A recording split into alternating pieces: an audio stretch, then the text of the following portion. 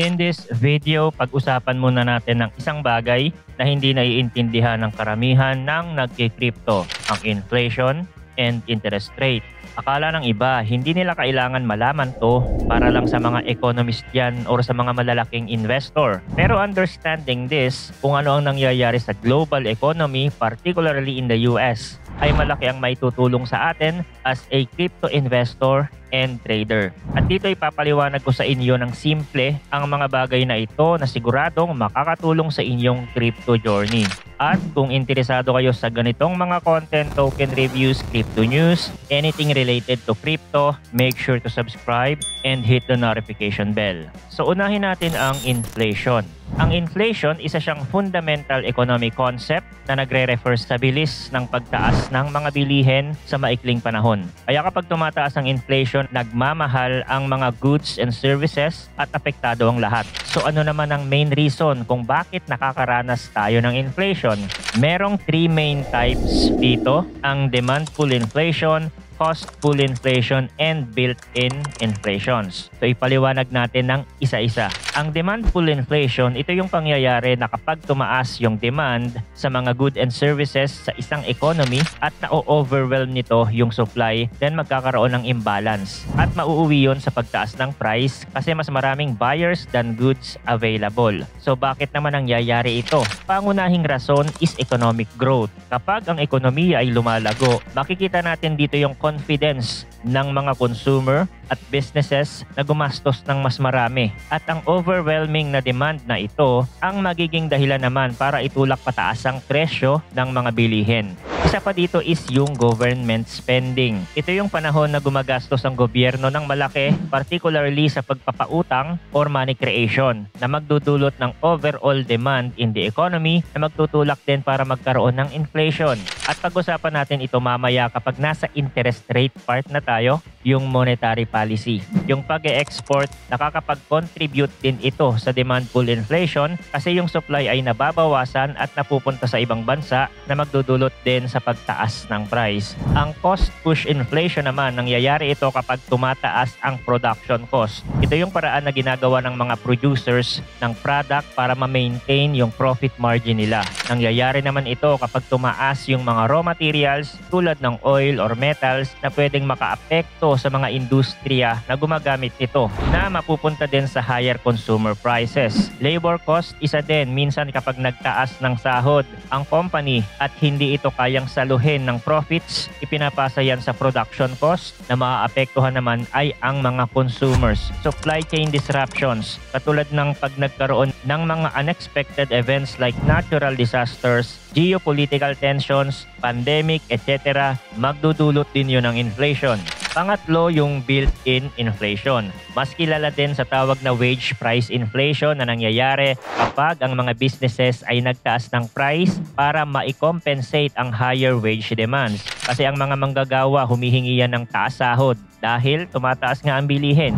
Hindi na sapat ang sinasahod ng mga manggagawa na mas lalong magdudulot sa pagtaas ng bilihin. At sa tatlong ito, ang primary cause ng inflation ay ang demand pull inflation, economic growth, government spending, and monetary policy. At dahil nga nakaranas ang mundo ng pandemic, kaya mas lalong sumipa ang inflation sa US at sa iba pang mga bansa kahit dito sa Pilipinas dahil nagkaroon ng supply chain disruptions. Now the question is, sa economic growth, saan kinukuha ng mga consumer and businesses ang pera na ginagamit nila sa paggastos? Sa profits ba nila? Kasi spending drives the economy. Pero saan ba nanggaling? At babalik tayo nito kung saan ba nanggagaling ang pera at sino ang kumokontrol dito. Dito na papasok ang monetary policy and government spending. At malaki ang ginagampanan dyan ng interest rate. Ang interest rate, isa siyang fundamental aspect ng modern economy. Malaki ang impluwensya nito sa borrowing, saving, investing, and spending decision for consumers, business, and governments. May iba't ibang uri ng interest rate pero ang i-discuss natin ay ang federal fund rate kasi ito yung nakaka-influensya sa iba't ibang interest rate in the US. Ito yung primary tool na ginagamit ng central bank sa United States para impluwensyahan at i-manipulate ang economy. Para siyang lever na tinataas at ibinababa kapag kailangan.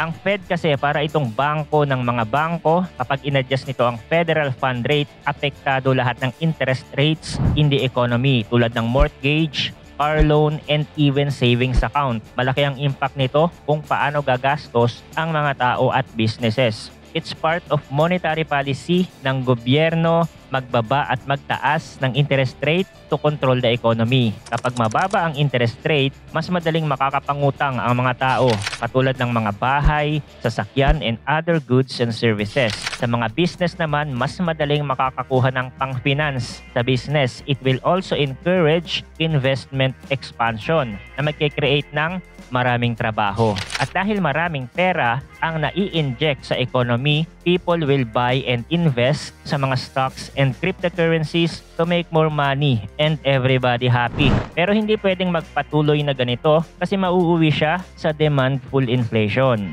At kapag napansin na ng Fed na tumataas ang inflation, then they will raise the interest rate. So tataas na ang cost of borrowing para sa mga consumers and businesses na magdudulot ng reduced of spending. Kasi nagmamahal na ang mga bahay, sasakyan at iba pa. So kung mataas ang interest rate, dahil nga mataas na ang bayad sa pag-utang, ang mga consumer babawasan nila ang kanilang spending, magtitipid sa paggastos, dahilan naman para bumagal ang economic growth. Sa mga businesses, ang epekto ng mataas na interest rate, kasi nga mataas ang halaga ng babayadan nila kapag nangutang pa sila sa banks, then kung may balak silang mag-expand or mag-start ng new business, then i-delay na lang nila yon or hindi na itutuloy. So kung walang new business na lalabas or yung ibang mga company ay nagsasara, then mauuwi ito sa mataas na unemployment. So kung walang trabaho ang mga tao at nagtitipid, then hindi nila uunahin bumili ng stocks or crypto dahilan naman para bumagsak ang valuation ng mga risk asset. Ginagawa ng Fed ang pagtataas ng interest rate para labanan ang inflation to control the spending and the money supply. Typically, sinasadya nilang pabagalin ang takbo ng economy at hindi din maganda sa ekonomiya kung magtatagal na mataas ang interest rate kasi pwede siyang mauwi sa recession. So the Fed, and like any other central bank sa buong mundo, control the money supply. Kasama na dyan yung money printing. At isa din ito sa nagiging dahilan kung bakit lumobo ang money supply sa US.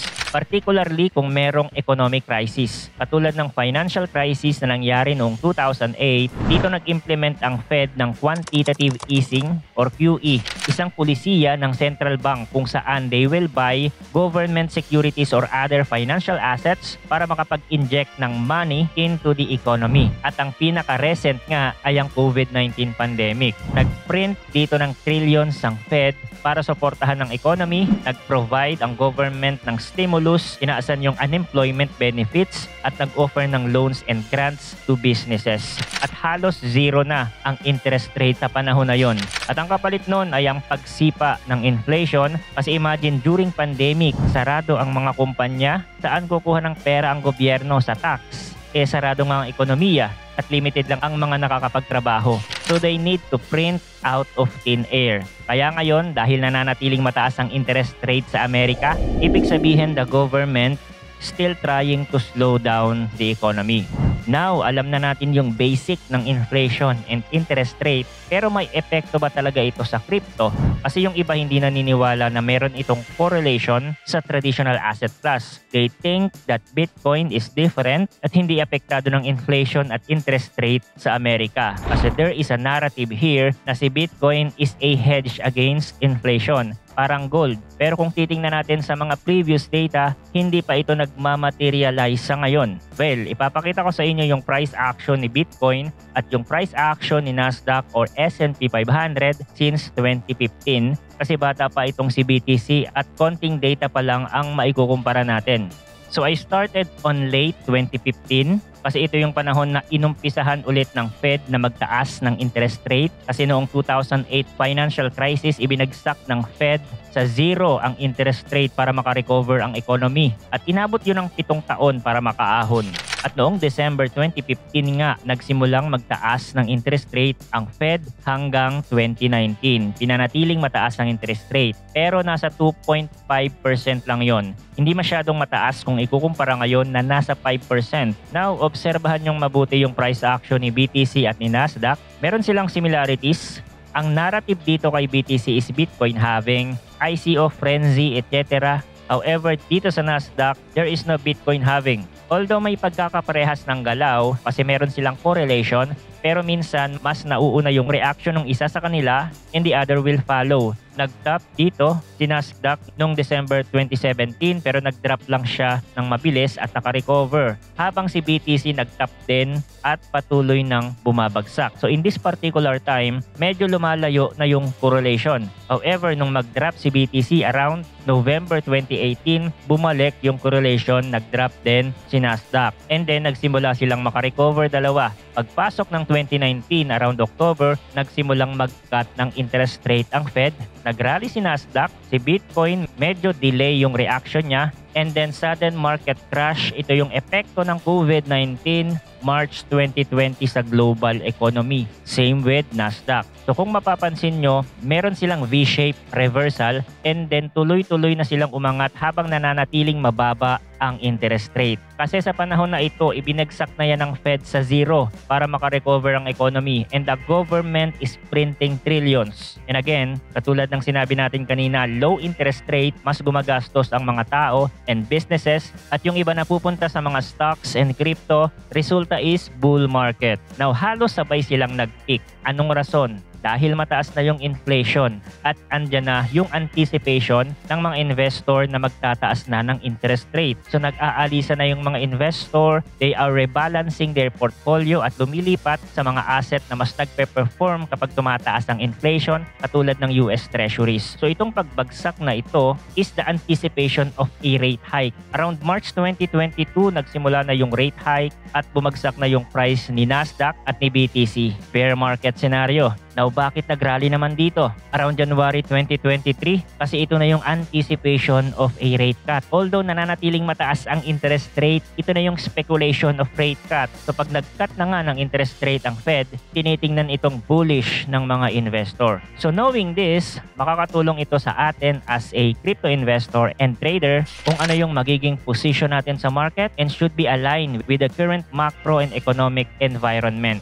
Siyempre, if familiar din tayo sa market cycle, then kapag pinagsama-sama natin ang mga knowledge na ito, then we can make a better decision making kung kailan tayo bibili or magbebenta. Whether you are a long-term or short-term investor. Okay? So I hope may napulot na naman kayo dito sa discussion natin. Thanks for watching again. Good luck and see you on the next video.